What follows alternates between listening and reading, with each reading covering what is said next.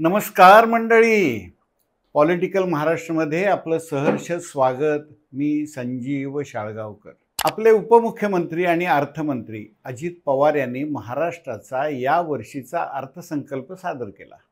अपेक्षेप्रमाणे विरोधकांनी लिहून आणलेले आरोप पत्रकारांच्या तोंडावर फेकले.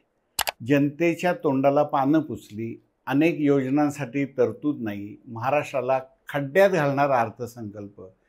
अर्थसंकल्प कसला? हा तर व्यर्थ संकल्प. एक ना दोन, अनेक आरोप, आरोपच आरोप. काही विरोधी पक्ष नेत्यांनी तर अर्थसंकल्प जाहीर होण्यापूर्वी प्रतिक्रिया तयार केल्या होत्या. त्यात नवीन काही नाही. 10 वर्षापूर्वीचा परंपरागत जो चालत आलेला डायलॉग आहे तोच विरोधक मारतात. हे डायलॉग पुढील 10 वर्षेही असेच चालणार आहेत. चला मूळ मुद्द्याकडे येऊया. महानगरपालिका तसंच स्थानिक स्वराज्य संस्थांच्या निवडणुका डोळ्यासमोर ठेवून अजित पवार यांनी अर्थसंकल्प सादर केला. हे पहिल्यांदा मान्य करूया.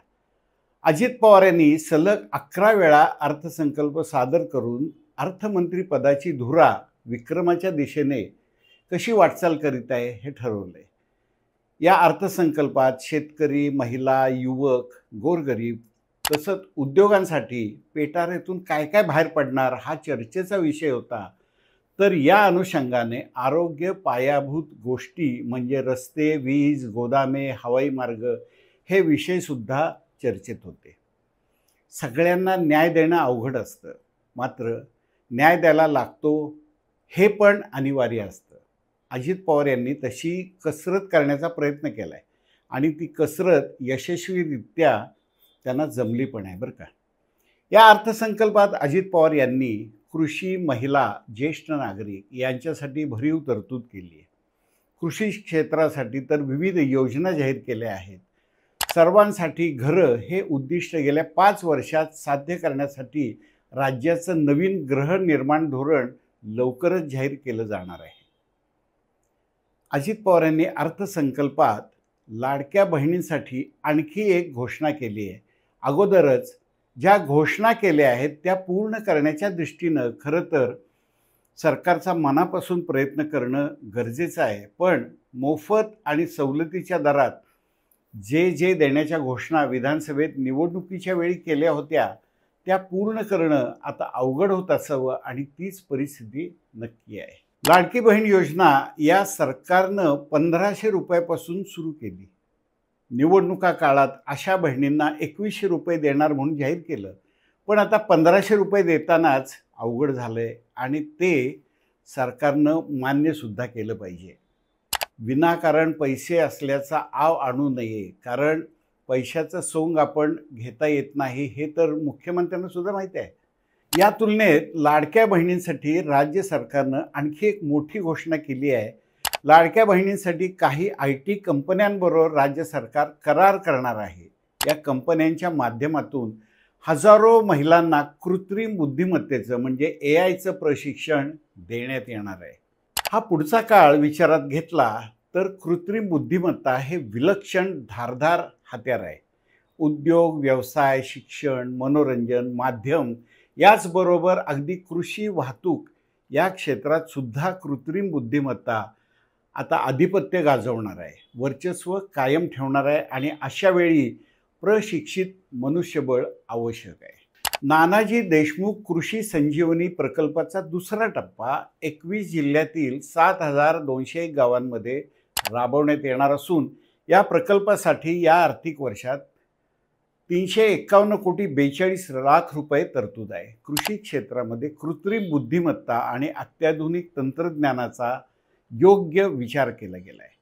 शेतकऱ्यांना पीक नियोजनाचा सल्ला देणं, उत्पादन खर्च कमी करणं, उत्पादकता वाढवणं, दर्जेदार शेतमालाला उत्पादन तसंच शेतमालाला हक्काची आणि शाश्वत बाजारपेठ मिळवून देणं यासाठीच शासकीय, निमशासकीय आणि खाजगी क्षेत्रात उपयुक्त असलेल्या प्रणाली शेतकऱ्यांपर्यंत पोहोचवण्यासाठी या कृत्रिम बुद्धिमत्तेचा वापर करण्यात येणार आहे.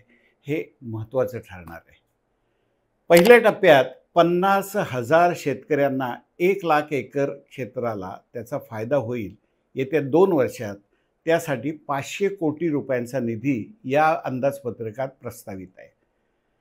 हे नक्कीच खरोखर स्वागतार्ह आहे. जे संकल्प केले आहेत ते पूर्णत्वास जावेत एवढंच यातलं महत्त्वाचं. अन्यथा पीक विमा योजना आणि नकली बी बियाणे आणि खतं यासारखे फसवणुकीचे व्यवसाय होऊ नयेत.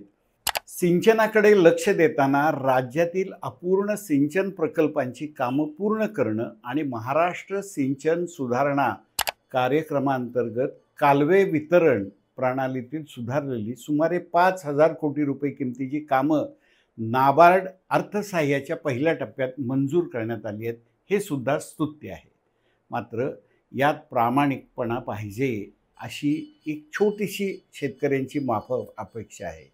या अर्थसंकल्पात वाहतूक, कृषी, पर्यटन, सामाजिक विकास यासाठी बराच खटाटोप अजित पवार यांनी केला आहे.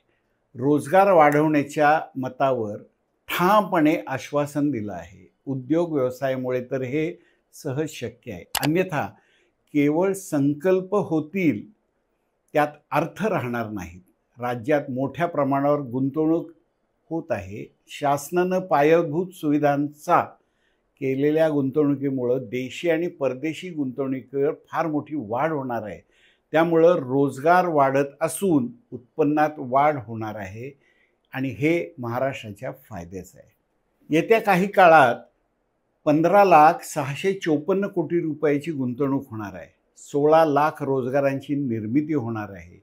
अखेरीस जमा खर्चाची तूट भरून काढण्याची योग्य योजना केली पाहिजे आणि आर्थिक शिस्त लावली पाहिजे. अन्यथा महाराष्ट्र आता थांबणार नाही, विकास आता लांबणार नाही, ही केवळ घोषणाच राहील. एकूणच हा अर्थसंकल्प हा निश्चितच सकारात्मक असाच आहे. त्याबद्दल अर्थमंत्री अजित पवार यांच्याबरोबरच मुख्यमंत्री देवेंद्र फडणवीस आणि दुसरे उपमुख्यमंत्री एकनाथ शिंदे हे निश्चितच कौतुकास पात्र आहेत. हा व्हिडिओ कसा वाटला हे कळवा. पॉलिटिकल महाराष्ट्र या यूट्यूब चॅनलला लाईक करा, सबस्क्राईब करा आणि इतरांना शेअर करा.